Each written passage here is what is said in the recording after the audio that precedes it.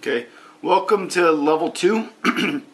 Level 2 is going to be area and perimeter, but we're going to use the Pythagorean Theorem just to get used to using the Pythagorean Theorem. So we'll start with the easiest kind. It's a triangle. The first thing we're going to do is assign the variables for the Pythagorean Theorem. A being the shortest side. So it looks like in this triangle, our shortest side is going to be the 5. So A equals 5. B will be the middle side. Now if you're not sure which one of these is longer, think about this.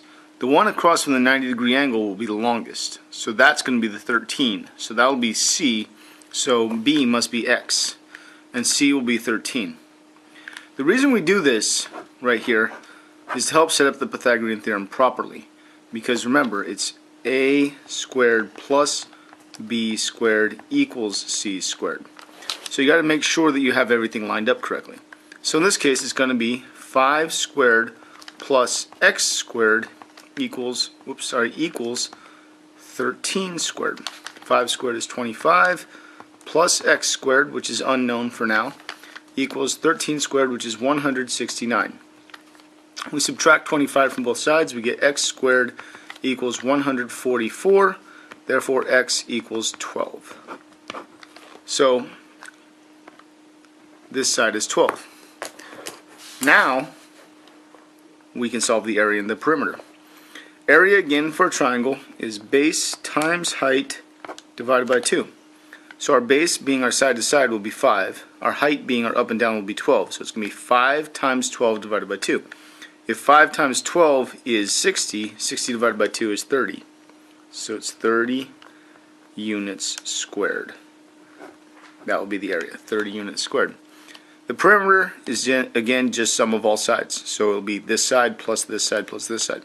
5 plus 13 is 18 plus 12 is 30. 30 units will be our perimeter. Alright, next let's look at this circle. Again, what we're going to do is we're going to use the Pythagorean Theorem. So we have to assign our variables. The shortest side will always be A, so this one looks like it's the shortest side, so A will be 6. The middle side will be B. If you're not sure which one of these is longer, again, the one across from the 90 is the longest side, so X is going to be C, so 8 must be B. So our Pythagorean Theorem is going to work like this. 6 squared plus 8 squared equals X squared. 6 squared plus 8 squared equals X squared. 6 squared is 36 plus 64 equals X squared. 36 plus 64 is 100. So X has to be the square root of 100, or 10. So if X is 10, here's what we know. X is the diameter.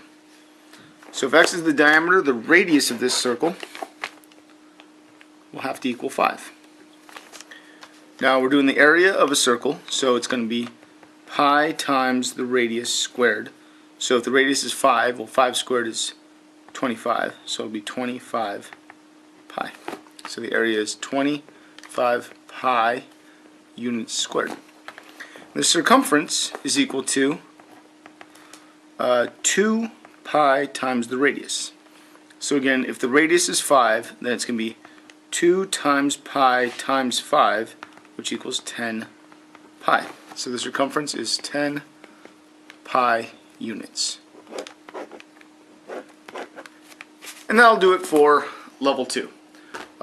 Keep practicing, especially labeling the A, B, and C for the Pythagorean Theorem. Okay, next will be level 3.